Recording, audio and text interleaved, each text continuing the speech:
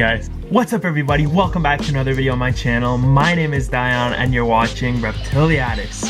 Friends, would you believe me if I told you that this week we not only uncovered one, but two, but no, three species eggs? I'm not even kidding. This update is pretty cool because we're going to go ahead and uncover, dig up, and show you three species in the reptile room that have laid eggs, and I can't wait to show you the last species and which one it was. Now, before we get, they're just reminding us that we have to do that frog video. Before we get too far into today's video, I'd like to take a very quick moment to remind you that I make videos about specialty pets pertaining to reptiles, amphibians, and different kinds of invertebrates. So if you're interested in learning about these animals, definitely consider subscribing down below, and then after dinging that little notification bell so that you don't miss any of my future content. I post videos every Tuesday and Friday. Yeah, I believe you. Man, they must be having a lot of fun. I wish I gotta say, I'm a little envious. All right guys, let's go collect some eggs. All right everyone, so the other day I was in the reptile room and this beautiful lady happened to be in the laying box, which is obviously right here. Check it out everybody. We're not going to bug her too much, but you can see that Pingu is laying eggs. Her second clutch. I'm gonna leave it at this. Yeah, new eggs on the way, it looks like. Very cool. And as you can see, a lot of the Dracaena old leaves have been brushed aside, a little bit of diet left over from last night, and well, she was in that corner. I didn't bother with a nighttime recording. You guys have all seen how that process works, and if you haven't, you can check out the link in the top right corner, see a video of her in complete darkness laying her eggs using night vision camera. But we're gonna go ahead now and dig out what would be her second clutch. We'll start with that. Good job, mama. I'm gonna gently pick you up. You know, for a gecko that's just laid a clutch of eggs, she sure still is pretty plump. Okay, mademoiselle, I just have to move you gently. Actually, let's put her inside her Dracaena. That way she's, okay, you wanna go on the back wall? That's cool. That way she's out of the way. Time to go in for the lay box. Once again, lots of condensation on the bottom. No big deal. Beauty! Okay everyone, so by now you sort of know my routine. I use perlite as an incubation media. Be very careful not to inhale the dust that billows up while pouring it out into cups. We're only going to need one for now because we're going to be doing the crested geckos first. Now, before we extract the eggs, we're going to hydrate the perlite to the right consistency that is conducive to a successful incubation process. Now I'm just going to stir everything together to make sure that it's all evenly moist. There we go. Let's have a feel. Oh yeah, that is perfect. Very good. That's ready for eggs now. So what we're going to do next is make two small indentations that we can nestle the eggs into once we uncover them. So the next step is simply going in there and excavating the eggs. All right, everybody, there's the first egg. Wonderful. Hopefully the second one is there too. There they are. Looking at them, they might already be larger than the last clutch. And we have to remember that the last clutch was their first clutch. So there's one egg. And they definitely are bigger. No doubt about that. There's a second egg. Ooh, that is awesome. Check it out, everyone. How great is that? Alright, so quite simply, we're going to take our perlite, gently try to clean the eggs off a little. Again, just remove the debris off of them. Then we just nestle them gently into the media. There's one. And two. Egg is in, media around them. Perfect. And there we go, friends. How awesome. Second clutch from Pingu. You can go ahead and mark it with the date that she laid them. So I'm going to take advantage of this old label and write May 3rd. Okay guys, so we just collected eggs from Pingu. How exciting, I gotta say. It's gonna be really cool to see all the different little crested geckos we produce, and hopefully some lily whites. But as if that wasn't already amazing enough, we actually have eggs from Lila as well. So we're gonna go ahead now, take a look at some footage I found of her in the process of laying, and then we'll extract the eggs from the enclosure as you've seen in previous content and get them into an incubation container. Okay guys, I don't want to disturb her more than this. Last night we did our feeding video and I came around the corner here, and as you can see, she is behind the cork. It's almost like she's using it as a little outhouse. She is in the plants laying her eggs. Okay, so we're gonna leave her alone. That was all we needed to see. But yeah, Leela is laying her second clutch of the year. This is awesome. I mean, 1 week and we have this many animals laying. The breeding season is in full force. Ooh, my gosh. If you're a lychee owner, you know what I'm talking about. They did some pooping last night. All right. Yep, there's some of it. But so the good news is that Leela has decided to use the same spot as we found her first clutch to lay this clutch. So she was digging in here. You saw her cloaca end first in there as if it were a toilet. So her eggs should be in there. Shouldn't be too hard to find. The bad news is, man, this is a narrow and tight spot and it doesn't make for easily extracting the eggs. Oh, okay, I lied. They're right there. They're barely even buried under substrate. Let me show you guys more closely. So clearly I got a little ahead of myself with the commentary, but yeah, the eggs are right there. There's the first one. Ooh, and I can already feel the second one.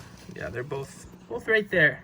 Okay, so let's go ahead and get them if they were not. Okay, we got one beautiful lychee egg. The second one is right here. 2 lychee eggs. Wow, look at those.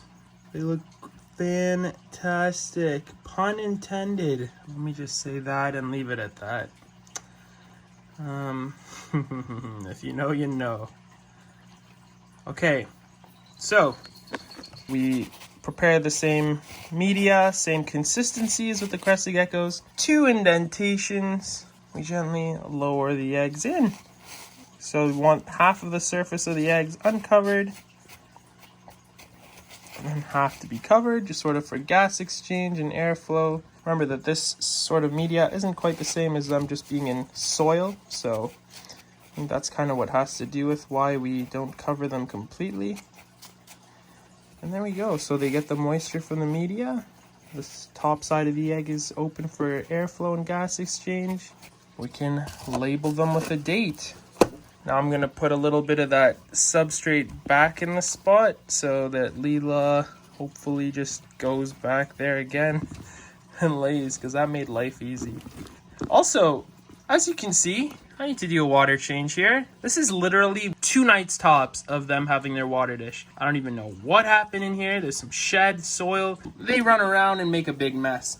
But I was curious to know from you guys if you would ever be interested in me doing sort of a watering all my reptiles video where I'd show you the maintenance and process of me taking all the dishes out, how I clean them, what I use to clean them properly, and then, you know, refilling them and showing you all the animals getting hydrated and receiving their water. If that's something you'd be interested in learning about and you'd want to see a video about it, drop a comment down below letting me know. Okay, let's get these on the shelf. Oh, label them first, and then we're good to go. For today's question of the day, I'd like to ask you all, what is the coolest species of reptiles you've ever collected eggs from? Your greatest dream, your coolest accomplishment, what species of reptile brought you the most excitement from uncovering eggs from? Let me know in the comments section down below, and as always, I'll give your comment a heart and we can engage in a little bit of a conversation. I'm super stoked to hear about the different breeding achievements you've all had, or maybe even the ones you haven't that you one day hope to achieve. Alright guys, so we just collected 2 perfect eggs from Leela, the Rhacodactylus lycheeanus gecko. We also just collected 2 perfect eggs from Pingu, my crested gecko. What could be better than that already? Because that's awesome. 4 eggs from 2 different species. What a joy. Well, you're about to find out that something incredibly special happened, friends. So what we're gonna do now is create a very special type of incubation container that may or may not give it away for some of you. Others will wonder what on earth I'm doing. Don't worry, I'll tell you in a sec. And I am so happy because I have waited a long time since moving back to Ontario to finally get fertilized eggs from these animals. Let's go ahead and make that incubation container and talk more about it.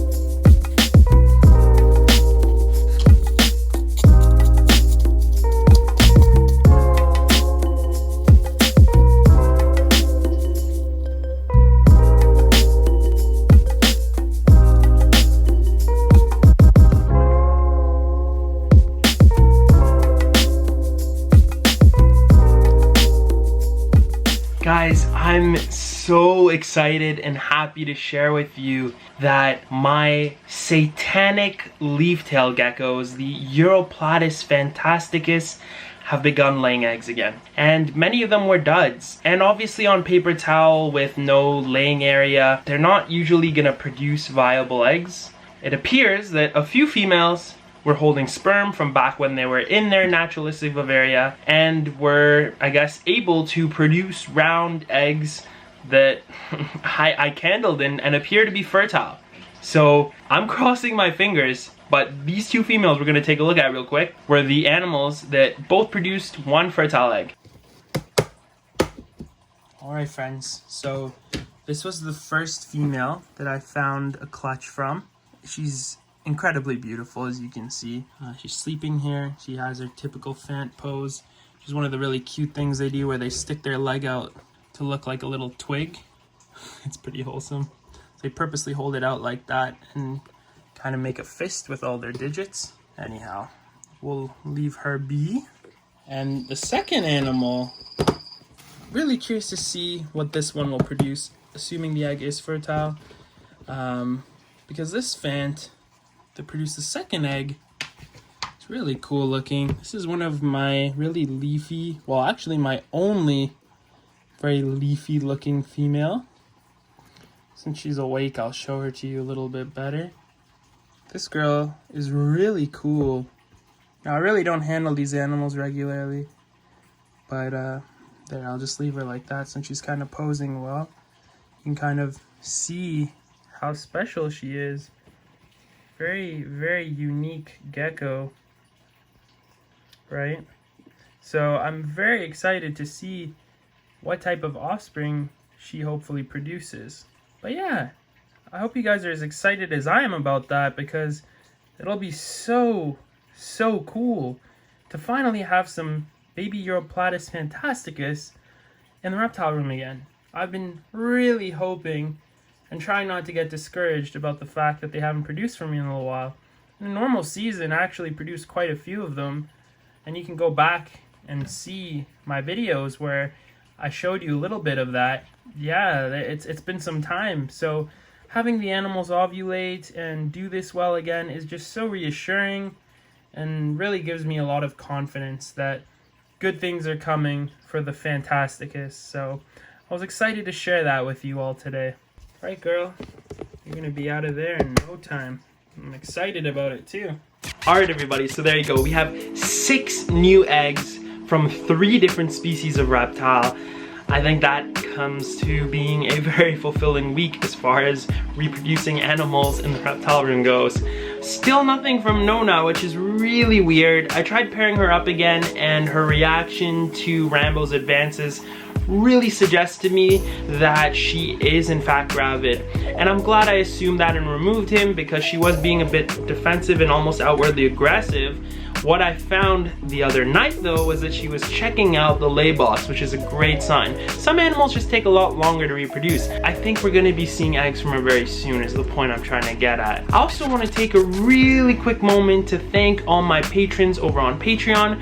We have a new patron to give thanks to. Today I'd like to thank Elizabeth for becoming my newest patron over on Patreon. Thank you so much, Elizabeth, for your support. It means so much to me, and I'm really touched that you'd like to support Reptiliatus channel. If you guys are also interested in supporting the channel, you can do that for as little as $2 a month. It makes a big difference to supporting the channel, the animals, myself. There's also a bunch of really cool perks you unlock by becoming a channel patron, such as a 10% off discount on all Reptiliatus merch, a bunch of sneak peeks on future content. For example, for this video, everybody already knew about the leaf-tailed geckos a few days ago. And then of course, yes, I also have my Reptiliatus merch store where your purchase proceeds will go towards the channel and also making things a lot more sustainable here. So thank you so much for your consideration and supporting. Your viewership is the most important thing though, and yeah, I'll leave it at that. If you guys enjoyed watching this video and seeing all those awesome eggs, please do give the video a thumbs up. It goes a long way and really helps the video get out to a wider audience. Thank you so much again for watching, and I can't wait to see you guys all on Tuesday for our next video. With that being said, have an awesome weekend and see you guys. If you want to see more videos pertaining to, I don't have an egg playlist actually. We'll call it a gecko playlist. Want to see more videos pertaining to the geckos I have? Check out the playlist up above to my gecko playlist. Alright guys, see ya.